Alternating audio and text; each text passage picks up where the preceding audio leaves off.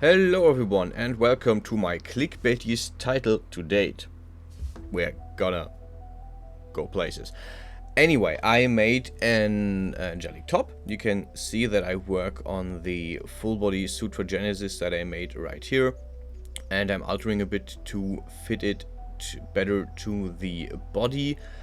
To my shame, I have to admit that I have to retouch it because when I made the weight maps in this studio, I broke it a bit, so I have to actually redo that part, which is from the live stream that I made yesterday. So if you want to see how I actually made this whole thing look finished, you can watch the live stream from yesterday, from 1st of September 2024, in case you see this later. The idea was a top that gives an angelic vibe. Like, the idea was that it looks like there's wings even though there are not wings. So at first glance is, oh, she has wings. Second glance is, oh, never mind, she doesn't have wings, it's just the clothing. This was the idea that I was going for.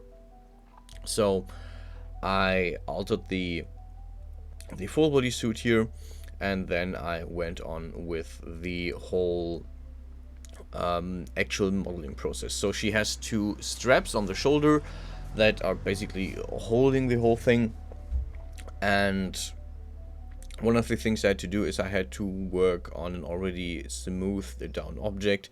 I generally try not to unsmooth the things because it tends to break.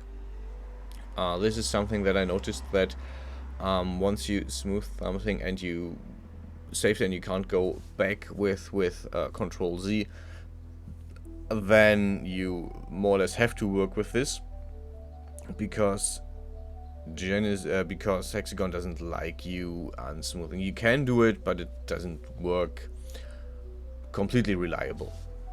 You can see me extracting the shoulder parts here for the wing, and I actually had to redo this because first time this just wasn't intense enough. Like, I wanted more, I wanted it to go deeper below the arm. And you can see that I just cut away another part of the main clothing to give it more room, basically, and this is what I wanted to do. I also knew I had to rig this, so I had to make sure that these parts are not conforming with the shoulder, and this is something that I messed up. When I actually rigged this, I deleted the shoulder bone, which I definitely shouldn't have done. Additionally, when extracting the folds that you can see here, the thing broke down, so I had to restart, not restart, I had to reload it. Thankfully, I'm saving quite often, so this wasn't a big of a problem. But yeah, one of the folds Hexagon didn't like. I had to reload twice. I basically tried it once, it crashed. I tried it again and it crashed, and then I knew, okay, this is just something he doesn't, Hexagon doesn't like to compute. So yeah, made sure that the clothing isn't clipping with itself on the chest here, and yeah, after a bit of rearranging the whole wing part, which I also called wings, I was more or less set with the model. This is the final model of the whole thing, and the next part was to actually clean up the whole thing and make sure that the maps are right. So I cut out the UV maps. I tried a first idea of unfolding this, and yeah, gave it additional cuts. So now I have three parts. I have the main body part, which is the smaller part that I just edited, and I have the two wings, and this is where basically the whole fun begins.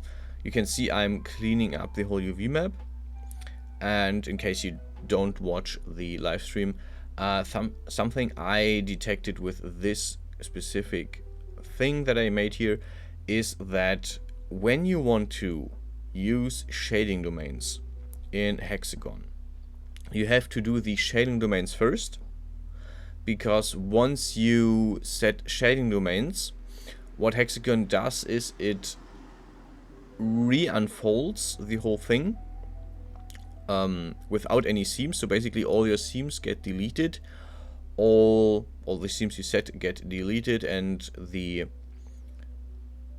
whole thing is reset.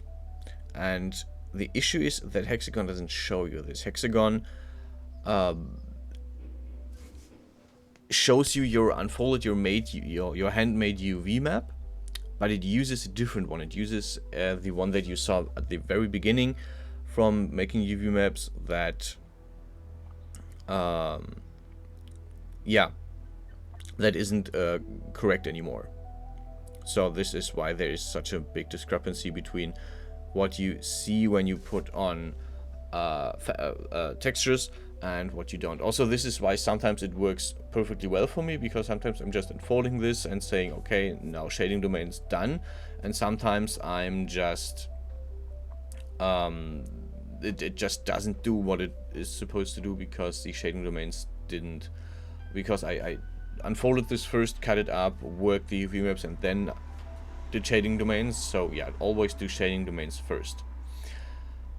Speaking of, you can see that I'm doing the second wing a bit differently. I'm basically just working over the first one so that I have both wings the same. I wanted to have both wings mirrored, so I wanted to put them on top of each other, and this worked surprisingly well. Like basically just a puzzle game at this point. And yeah, in case you ever do something like this, this is probably a thing. I think there's some symmetrical stuff you can do, but I don't know 100%.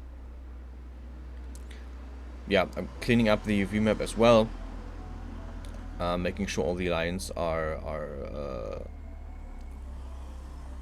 good, or most of the lines are good. I think I stopped at some point because I thought this is... No, actually when I redid this in the live stream, I actually just, yeah, jumped over it.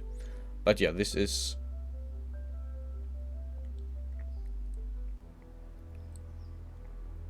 This is the whole thing.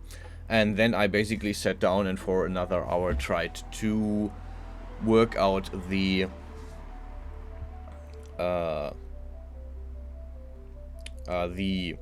shading domains. But yeah, what I did in Gimp is basically make these two maps. This one is the opacity map, and the other one is the actual visual map, because I wanted this to fit. So what I did is basically I made the shading domains, as you can see, and you will see that this didn't work as intended. So I made two shading domains, and you can see that the whole thing is staying as it is. You can see there's a fraction, there's something broken already, and I had no clue why. I had no clue what happened until I figured everything out. You can see that as soon as I move this, the whole thing breaks. So this is something that I took time to actually figure out. It took time to actually work out, to understand what is happening here, why the whole thing isn't working as intended. Yeah, first save, and then I jumped over into DAS to just import the whole thing and see if this actually, like, is it a Hexagon problem? Is it a me problem? Is it a